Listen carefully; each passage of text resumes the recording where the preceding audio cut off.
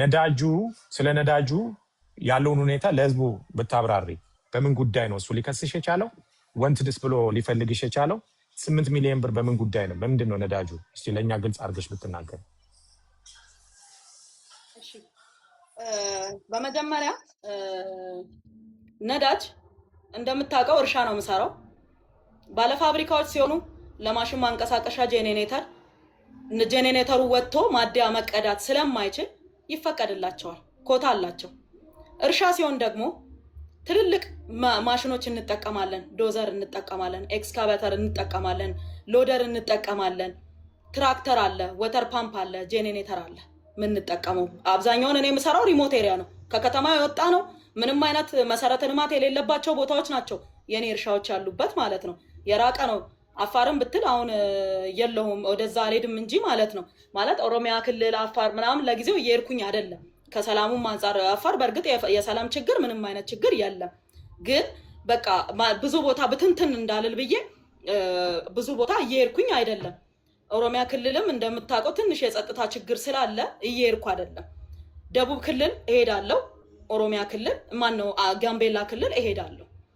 ምንድነው እንደማንኛውም ሰው የነዳጅ እጥረት የሚባለው ነገር አልተሰማም ምንም አይነት ችግር ይሄ ብጥብጡ ይሄ ጦርነትም ነገር የተጀመረም ነገር የለም እንደማንኛውም ሰው ነዳጅ ፈልጋለሁ ነዳጅን የሚመለከተው ማን ነው ብዬ ጠየቅኩኝ ንግድና ቀጣናዊ ትስስር ነው የሚመለከተው አሉ እሺ ብዬ ሄጄ ስጠይቅ አይ የነዳጅ ዘርፍ ራሱን የቻለ አለ ወሎ ሰፈር ሄደሽ ጠይቂ ተባልኩኝ እሺ ወሎ ሰፈር ሄጄ ቀጥታ የሚመለከታቸውን ሰው ሄጄ ጠየቅኩኝ ዋና ዳይሬክተር ቢሮ ሄጄ ጠየቅኩኝ እርሻ ከሆነ የኢንቨስትመንት ላይሰንስሽን ቲን ነምበርሽን የት ክልል እንደምትሰሪ ግብርና ሚኒስቴር ደግሞ ድጋፍ ይስጥሽ ድጋፍ ይጻፍልሽ እና እሱን ይዘሽ ነይ ማሳየት ትችላለህ አንተ ጋር ስላለ ሰነዱ ማለት ነው እና ይስጥሽ ተባልኩኝ እሺ አልኩኝ ሄጄ ማመልከቻ ጽፌ ግብርና ሚኒስቴር ድጋፍ ጻፈልኝ ይሄን ያህል እርሻ ታርሳለች ይሄን ያህል ትሰራለች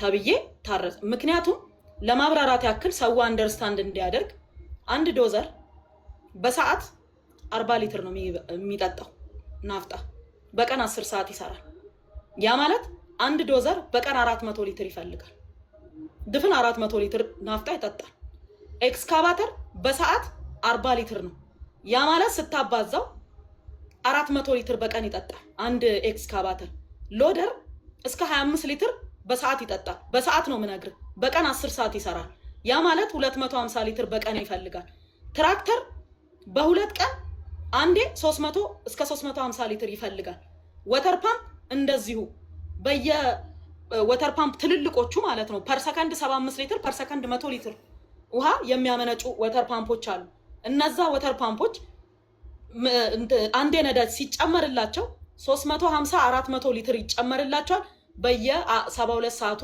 በየ 48 ሰዓት በየ 72 ሰዓት እንደሚሰሩት ሰዓት ማለት ነው ነዳጅ ይጠቀማሉ ማለት ነው ያ ማለት አንድ ዶዘር በወር ከ13000 ሊትር በላይ ይፈልጋል አንድ ዶዘር አንድ ኤክስካቫተር ከ13000 ሊትር በላይ ይፈልጋል ያ ማለት 26000 ሊትር ነው አንድ ዶዘር አንድ ማሽን እያንዳንዱን ስትደምረው ማለት ነው በጣም ብዙ ሺህ ሊትር ነው የምንጠቀመው ምክንያቱም ሄቪ ዲዩቲ ነው በጠቅላላ ማለት ነው ስለ ማሽን የሚያቅሰው ስራ ላይ ያለ ሰው ያውቃል ጄኔሬተር እነዚህ ትልልቅ ፋብሪካ የሚያንቀሳቅሱ ጄኔሬተሮች ምን ያህል ናፍጣ እንደሚጠቀሙ የሚታወቅ ነው ከዛስ እያንዳንዱን ማሽን ዘርዝሬ የግብርና ሚኒስቴር የተጻፈልኝን ድጋፍ ይዤ ቀጥታ ወሎ ሰፈር ሄጄ አመለከትኩኝ የት ዋና ዳይሬክተሩ ጋር ሳመለክት አይ ምክትል የነዳጅ ዘርፍ አለ ምክትል ዋና ዳይሬክተር የነዳጅ ዘርፍ አለ ሂጂ አሉኝ እሺ ብዬ ሄድኩ ማንንም ሰው እዛ ውስጥ ማቀው ሰው የለም ሄጄ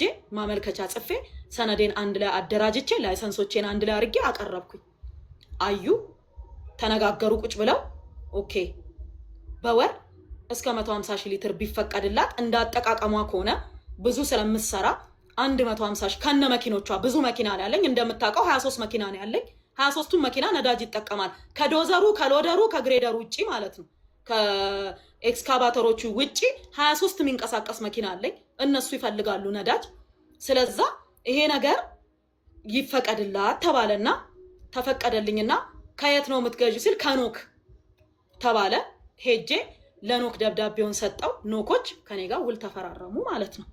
ከዛ በኋላ ያ ማለት መቼ ነው? በ2017 ዓመተ ምህረት ነው። በ2018 አይደል? ምናልባት በ2017 ዓመተ ምህረት የተሰጠሽን የድጋፍ ደብዳቤ ላንብብላቸው። ምናልባት ከግብርና ሚኒስቴር አንብብላቸው። የተሰጣት ይኸውና ማህተብ የተመታ ነው እና አነበዋለሁ በመሃል ለምን ጉዳዩ እንደዛ ስለሆነ።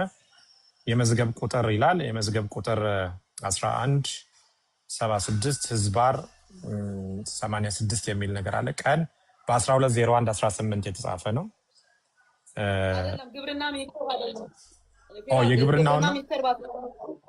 ኦኬ የግብርና ሚኒስቴር ለኢትዮጵያ ነዳጅ ኢነርጂ ባለስልጣን አዲስ አበባ የሚለው ማለት ነው። እሱ ይሄ ነው አይደለ? ኦኬ ማህተብ የተመታ ነው። ምን ይላል? ቁጥር 13 ህዝባር ኤንልና 8 ዲ 44 ህዝባር 252 ቀን በ4/11/2017 የተጻፈ ነው ይላል። ለኢትዮጵያ ነዳጅ እና ኢነርጂ ባለስልጣን አዲስ አበባ ጉዳዩ የድጋፍ ደብዳቤ ስለመስጠት በረከት ወርቁ አደራ ፋርም እና አግሮ ኢንዱስትሪ ኢንቨስትመንት ኦሮሚያ በአፋርና ደቡብ ኢትዮጵያ ክልሎች 2840 ሄክታር መሬት ላይ አትክልት ፍራፍሬና ሰብል በማምረት ስራ ላይ በመሰማራት ለሀገር ውስጥና ለውጭ ገበያ ምርት ለሚያቀርቡ ላኪዎች እያቀረበና ለበርካታ ዜጎች የስራ ዕድል እየፈጠሩ ሀገራዊ ግዴታቸውንም እየተወጡ ያሉ ባለሀብት ሲሆን በማምረት ሂደት የነዳጅ እጥረት እየገጠማቸው መሆኑን በቁጥር 064/16 በቀን 03/11/2017 ዓ.ም በተጻፈ ደብዳቤ ጠቅሰው ለማህበሩ እያካሄዱ ያለውን የልማት ተሳትፎ መስሪያ ቤታችንን የድጋፍ ደብዳቤ እንዲጻፍላቸው ጠይቀዋል።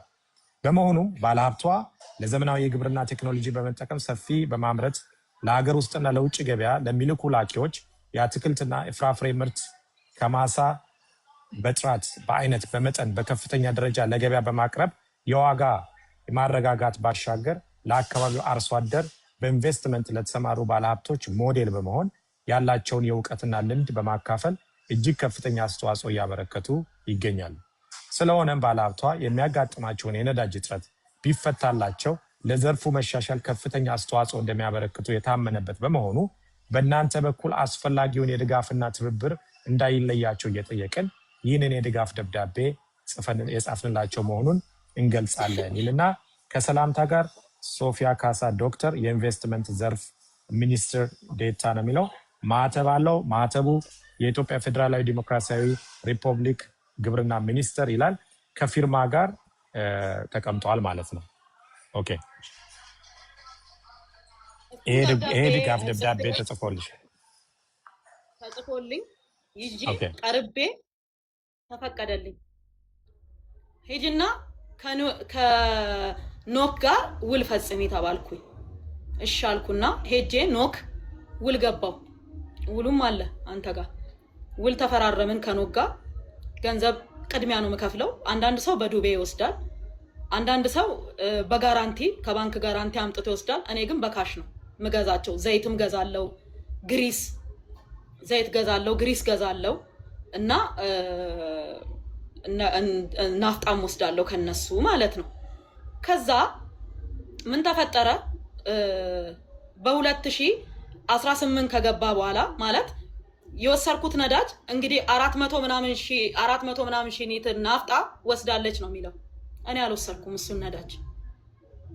ገባ? እንዴት ነው አልወሰርኩም የምለው? መጀመሪያ ጫንኩኝ አስቀምጬ ነው ስጠቀም የነበረው። ከዛ በኋላ መጡና ነዳጅና ኤነርጂ ባለስልጣን ለምንድን ነው በሮቶ የምታስቀምጪው? ብክነት አለው። ስለዛ የራስሽን ማጠራቀሚያ መገንባት አለብሽ፣ ግዴታ ነው ገንቢ አሉኝ። ባለሙያዎች መጡና ሲሉኝ እሺ እገነባለሁ። እስክገነባ ግን እንድከራይ ይፈቀድልኝ። ተከራይቻለሁ ማደያ። ግልጽ እንዲሆንልህ ኢትዮጵያ ውስጥ በአጠቃላይ ፍቃድ ያላቸው 1980 ማደያዎች አሉ ኢትዮጵያ ውስጥ። ከ1980 ማደያዎች ውስጥ 300 ክራይ ናቸው። 300ቹን ተከራይተው ነው የሚሰሩባቸው ሰዎች። መከራየት መብት ነው። 300 የክራይ ማደያዎች አሉ ማለት ነው። ቀጥታ ተጠቃሚዎች እንደኔ ኢንቨስተር የሆኑ 820 ኢንቨስተሮች አሉ ማለት ነው። እንደገና ደግሞ ካምፓኒዎች እንደነ ኖክ እንደነ ቶታል አይነቶች ደግሞ ከ200 በላይ አሉ ማለት ነው። ኢትዮጵያ ውስጥ በጣም ብዙ አሉ የሚያቀርቡ። ከዛ በኋላ ያንን እንደነገርኩ ውል ተፈራርም ያለው አስቀምጬ ለተለያየ እርሻ ነው የምጠቀመው፣ ማሽን ነው የምጠቀመው። በዛም መሃል 2018 ገባ። ከዛ ይሄ ነገር እጥረትም እየተከሰተ ስለሆነ ኮታ ይቀነስ ተባለ። ከዛ ምን ተፈቀደልኝ? በወር 100,000 ሊትር በ2018 በዘንድሮ ምርት ዘመን ማለት ነው በወር ይፈቀድላት የተባለው 100,000 ሊትር ይፈቀድላት ተባለ። እሺ አልኩኝ። 100,000 ሊትር ተፈቀደልኝ። ሲፈቀድልኝ ደብዳቤውን የጻፈው የፈረመው ይሰጣት ትከራይ ማዲያ ብሎ የፈቀደልኝ ዶክተር ደስታው ነው። ዋና ዳይሬክተር ነው። አልታሰሩም አሉ ቢሮ አሁንም ማለት ነው። ያልታሰሩ ሰዎች ከታሰሩት መካከል አይደሉም። ዋና ዳይሬክተሩ ናቸው የፈቀዱልኝ ማለት ነው። ከዛ በኋላ 2018 ላይ ማለት ነው የፈረሙልኝ። ነዳጇ ህገወጥ አይደለም በህጋዊ መንገድ ነው የወሰደችው ብለው ደብዳቤም የጻፉልኝ እሳቸው ናቸው፣ ዶክተር ደስታው ናቸው። አሁንም ቢሮአቸው አሉ። ቀጥሎ እሳቸው ለስልጠና ጉዳይ ወደ አዳማ ሲሄዱ ያንን ነዳጅ እንዲሰጣት እንዲፈቀድላት የሚለውን ደብዳቤ አንደኛው ደብዳቤ ወጪ አልሆነም ነበረ። ለነዳጅ ባለስልጣን ይሄ ምንድነው ለነዳጅ አቅራቢ ይሄዳል ሜክሲኮ የሚሄደውንና ለኖክ የሚጻፈው አልተጻፈም። ምን ይሻለኛል ብዬ ደውዬ አናገርኳቸው። ስልካቸውን ከቢሮ ወስጄ ምን ይሻለኛል ያ ደብዳቤ እኮ አልተፈረመልኝም ስል ችግር የለውም ተወካይ አስቀምጫለሁ እሱ ይፈርምልሻል አሉኝ። ያ ተወካይ ባህሩ ይባላል ሰውየው። አሁንም እሱም አልታሰረም ቢሮ ውስጥ ነው ያለው። ከዛ በኋላ እሱም ከታሰሩት መካከል ከሰቱት መካከል አይደለም። የኔን ነዳጅ 2018 ላይ የፈረሙ ሰዎች የፈቀዱልኝ ሰዎች ማለት ነው የታሰረ ሰው የለም፣ አልታሰሩ ቢሮ ውስጥ ናቸው ያሉት በዚህ ሰዓትም ማለት ነው። ቢሮ ላይ ስራ ላይ ናቸው ያሉት እነዚህ ሰዎች። ከዛ ፈረሙልኝ። ያ ማለት ጥቅምት ውስጥ ነው። ደብዳቤውን ከፈለግ ማውጣት ትችላለህ። የቅድም ልታነበው ያልከው ደብዳቤ ነው፣ አንብብ። ማዲያ ተከራይቻለሁ ይፈቀድልኝ የራሴን ገንብቼ እስክጨርስ ብዬ ጠየቅኩት። ያ ማለት ዛሀበሻ እሱን ደብዳቤ አቅርቦታል። በነገራችን ላይ በረከት ሳይኖራ ይውልክ አንድ ሰው በህጋዊነት ሄዶ ደብዳቤ ጽፎ አንድን መስሪያ ቤት ይጠይቃል። ለምሳሌ ማዲያ ተከራይቻለሁ ብቃት ማረጋገጫ ያለው ማዲያ ስለተከራየው ይፈቀድልኝ ብዬ ስጠይቅ ያ መስሪያ ቤት ወይም ዋና ዳይሬክተሩ አንፈቅድም፣ አሰራራችን አይፈቅድም ማለት የማን ፋንታ ነው? ካልፈቀደ አሰራራቸው ስለሚፈቅድ ነው የፈቀዱልኝ አይደል? አሰራራቸው ስለፈቀደ ስለሚቻል ፈቀዱልኝ። እኚህ ሰው ኃላፊ ናቸው፣ ዳይሬክተር ናቸው። ባይቻል ኖሮ አሰራሩ ባይፈቅድ ኖሮ አይ መከራየት አትችይም፣ መገንባትሽ ግዴታ ነው፣ በተቻለሽ መጠን አፋጥነሽ ገንብተሽ ስጨርሺ እናራግፍልሻለን ማለት ይችሉ ነበር። ግን ይቻላል፣ ይፈቀድላት፣ ብቃት ማረጋገጫው ይታይ ተባለ። ብቃት ማረጋገጫው የማዲያው ታየ፣ ማቅረብ እንደሚችል የነዳጅ ብክነት እንደማያስከትል ተረጋገጠ፣ በባለሙያ ተፈቀደልኝ፣ ተፈረመልኝ ማለት ነው። ከዛ 25 ሚሊዮን ብር ከፈልኩኝ። ለማ ለኖክ በሁለት ጊዜ 25 ሚሊዮን ብር ለኖክ ከፈልኩኝ፣ ነዳጁን እንዲያመጡልኝ ማለት ነው። ለምን በአንዴ ከጅቡቲ ነው የሚገዛው፣ ገዝተው አምጥተው እንዲያራግፉልኝና እኔ ደግሞ ለማሽኖቹ እንድጠቀም ብዬ 25 ሚሊዮን ብር ከፈልኩ። ያ ጥቅምት ነው። ከዛ ነዳጁን ኦርደር አደረግኩኝ። በአንዴ ኦርደር የምታረገው 50,000 ሊትር ነው። 50,000 ሊትር እያረክ ነው ኦርደር የምታረገው። በ2018 ጥቅምት ወር ነው ይሄንን ኦርደር ያደረግኩት። ክፍያውንም የከፈልኩት በ2018 ጥቅምት ወር ነው። ከዛ በዛ መሃል እየጠበቅኩኝ ነዳጁ አልመጣም። የራሱን የቻለ ፕሮሰስ አለው። ፕሮሰስ እየተደረገ ነዳጁ ከጅቡቲ ተጭኖ ሳይመጣ እኔ ህዳር 14 ታሰርኩኝ። ታስሬ እያለ ነዳጁ ከጅቡቲ ወጣ። እኔ እንግዲህ እስር ቤት ነኝ ያለሁት። በ2018 እንደነገርኩ የብጥብጡ የኢራን ጦርነት አልተጀመረም። ምንም አይነት የነዳጅ የጭቅጭቅ የሚባል ነገር ጭራሽ አልተጀመረም። እኔ ነዳጁ ከጅቡቲ ተጭኖ ሲወጣ እስር ቤት ነኝ ያለሁት። አላየሁትም። ቦቲው ቀጥታ አድራሻ ስላለ ቤተሰቦቼም ስላሉ ቀጥታ ሄዶ ዲማ እንዲያራግፍ ነገሩት። ሹፌሩ ቀጥ ብሎ ወደ ዲማ ሄደ ሊያራግፍ። ለኔ እየመጡ ሲጠይቁኝ ምሳ ቁርስ ይዘው ሲመጡ ይነግሩኛል። መኪናው እየመጣ ነው፣ እዚህ ጋር ደርሷል፣ እንዲህ ነው ይሉኛል። እሺ አልኩኝና ሰማሁኝ። መኪናው ሄዶ ማጠራቀሚያ ውስጥ አራገፈ ነዳጁን ማለት ነው። ስንት ናፍጣ ነው ያራገፈው መሰለ? ዲስፓቹ አለ። ዲስፓቹን አሁንም ለሰው ማሳየት ትችላለህ። የነዳጅ ዲስፓች አለው። 90 ከተፈቀደልኝ 100,000 ሊትር 50,000 ሊትር ድፍን የሚጭን ቦቴ የለም። 47,000 45,000 እስከ 48,000 አሁን አዲስ የመጡት ቦቴዎች እስከ 49,000 ድረስ የሚጭኑ ቦቴዎች አሉ። እና ይሄ ቦቴ ደረሰ። ሁለት ናቸው ተከታትለው ወጡና ሄደው አራገፉ። ዲስፓቹ እንደሚያሳየው 93,851 ሊትር ናፍጣ ተራገፈ። ለኔ ለእርሻዬ ማለት ነው። ከዛ ቤተሰቦቼ ምን አሉ? ይሄ ናፍጣ መነካት የለበትም፣ ስራው ይቁም። 8 ማሽን አለ ግቢ ውስጥ ማለት ነው እየሰራ ያለ 8 ማሽን ቆሟል። ዶዘር አለ፣ ሎደር አለ፣ ኤክስካቫተር አለ። የሚገርም ዶዘሩና ኤክስካቫተሩ ክራይ ነው። ሎደሩና ትራክተሩ ነው የኔ በክራይ ነው የገቡት ማሽኖቹ። ኤክስካቫተር በሰዓት 4,000 ብር ይከፈለዋል። ዶዘር በሰዓት 4,000 ብር ይከፈለዋል። ሎደሩና ትራክተሮቹ የቀሩት ማሽኖች የራሴ ናቸው። እና ነዳጁ መጥቶ ተራገፈ። ከዛ ንግድ ቢሮ፣ ደህንነት ቢሮ፣ ፖሊስ አንድ ላይ ሆነው ይሄ ነዳጅ ክምችት ነው አሉ። ሄደው እዛ ላሉ ጥበቃዎች ማለት ነው። ክምችት አይደለም የእርሻ ነው።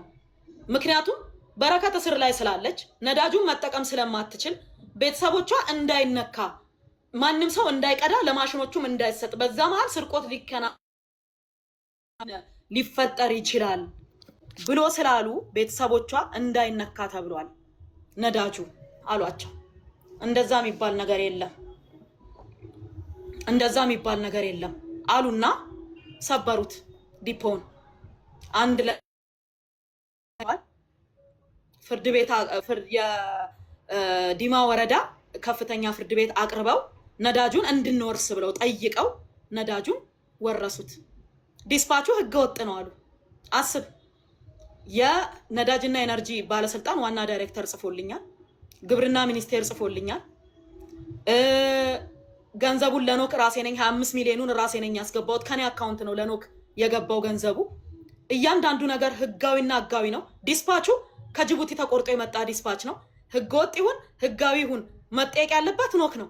ማረጋገጥ የሚችለው ኖክ ነው።